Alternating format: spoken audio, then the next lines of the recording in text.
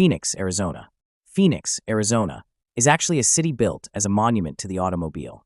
The Valley of the Sun sprawled across the Sonoran Desert with an insane commitment to low-density, single-family housing. This car dependency trap essentially forces you to drive everywhere because nothing is walkable. Every grocery store, every school, every coffee shop requires getting in your car and navigating through endless strip malls and massive parking lots. The hidden costs are staggering.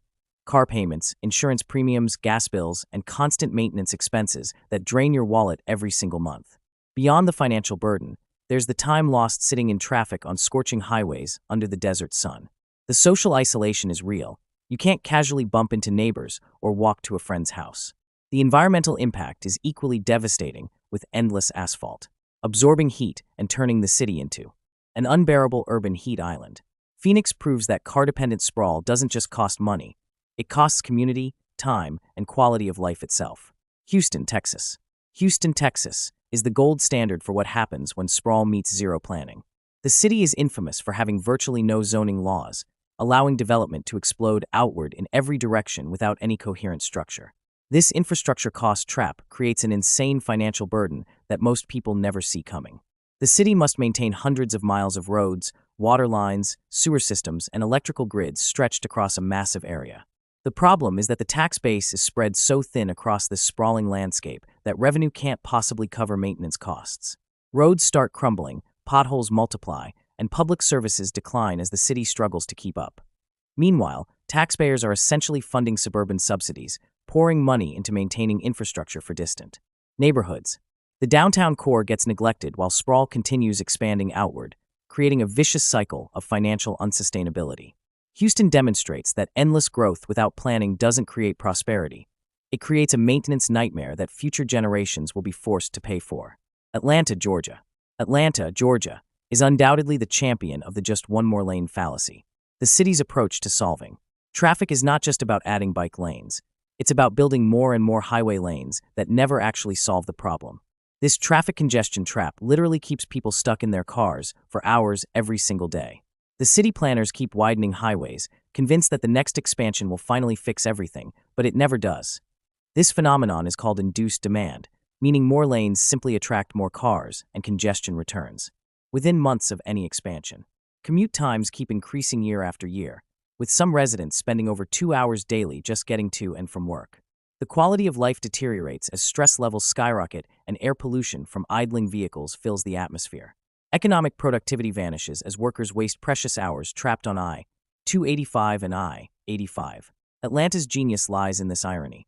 The more they build for cars, the worse traffic becomes, proving that highway expansion is a trap with no escape. Las Vegas, Nevada. Las Vegas, Nevada is a different kind of disaster. A city built in a desert that pretends water is infinite. What makes it so insanely poorly designed is its complete denial of environmental reality. Essentially, since the city began its explosive growth in the 1990s, every square mile has been covered with water-hungry lawns, swimming pools, and golf courses in one of America's driest regions. This environmental unsustainability trap is not just about wasting water. It's about creating a lifestyle that cannot survive long-term. The urban heat island effect is amplified by endless concrete and asphalt, turning summer temperatures into life-threatening conditions. Air conditioning costs skyrocket as residents battle 115-degree heat, consuming massive amounts of energy. The Colorado River and Lake Mead water levels keep dropping, and a genuine water shortage crisis is looming on the horizon. Natural desert ecosystems have been destroyed to make room for suburban developments. Las Vegas is a city that actively defies nature itself, and nature always wins in the end, making this sprawl trap potentially the most dangerous of all. Charlotte, North Carolina. Charlotte, North Carolina is a master of the missing middle housing trap. The city's zoning laws create an insane binary. You either live in a sprawling single-family home in the suburbs or a high-rise apartment downtown, with absolutely nothing in between. This missing middle trap means there are no townhouses, duplexes, triplexes, or small apartment buildings that could provide affordable, walkable neighborhoods. The result is a city that forces people into expensive suburban mortgages or cramped downtown, living with no middle ground.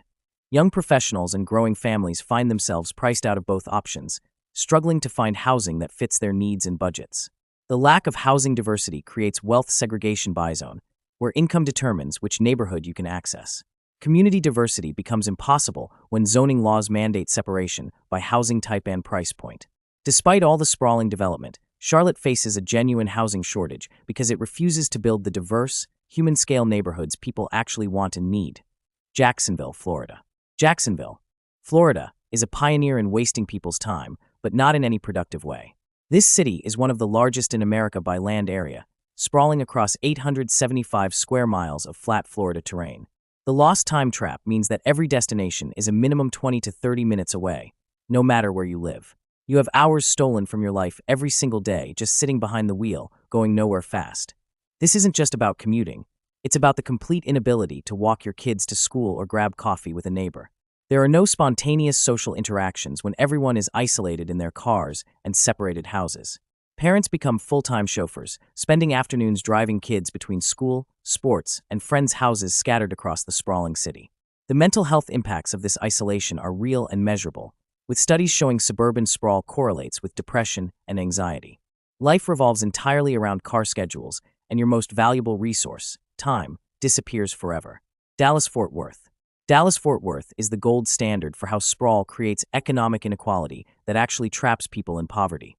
The key is understanding how suburban development benefits wealthy outer suburbs while completely abandoning poor inner-city neighborhoods.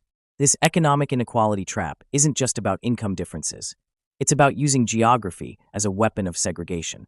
Public transit in the Metroplex is practically non-existent outside the limited DART system, leaving poor residents stranded without reliable transportation.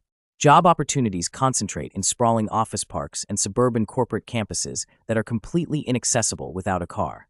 Affordable housing gets pushed further and further to the metropolitan fringes, forcing low-income families into long, expensive commutes they can barely afford. This segregation by income is enforced through zoning laws and infrastructure investment decisions that prioritize wealthy areas. Upward mobility becomes nearly impossible when you can't physically reach better jobs or educational opportunities. The Metroplex operates as two completely separate worlds, proving that sprawl doesn't just separate places. It separates people by class permanently. Riverside San Bernardino. And finally, Riverside San Bernardino, a region built entirely for cars at the expense of human health. Its secret lies in one devastating reality: sedentary, car-dependent lifestyles are making people sick. Thanks to this sprawling design, residents spend hours daily sitting in cars with zero opportunity for physical activity. Obesity rates in the Inland Empire are significantly higher than in walkable urban areas, and it's no mystery why. There is virtually no walking or biking infrastructure, meaning every trip requires driving, even if the destination is just a mile away. Fast food chains dominate the landscape because they're designed for drive-through convenience, not healthy living. The air quality is among the worst in the nation due to traffic congestion and proximity to Los Angeles freeways. Mental health issues surge from the isolation and stress of constant driving and disconnection from community. Children have nowhere to play safely outside because streets are designed for cars, not kids. The magic words in Riverside San Bernardino's design are sickness and sprawl. This region feels less like a place to thrive and more like a health crisis waiting to happen. Ultimately, all these sprawl traps show us why car-dependent suburbs are fundamentally unsustainable. Which of these traps concerns you the most? Let me know in the comments. Your ideas truly shape what we'll explore next on this channel. And if you love deep dives into urban challenges and solutions, hitting that subscribe button is the best way to show it.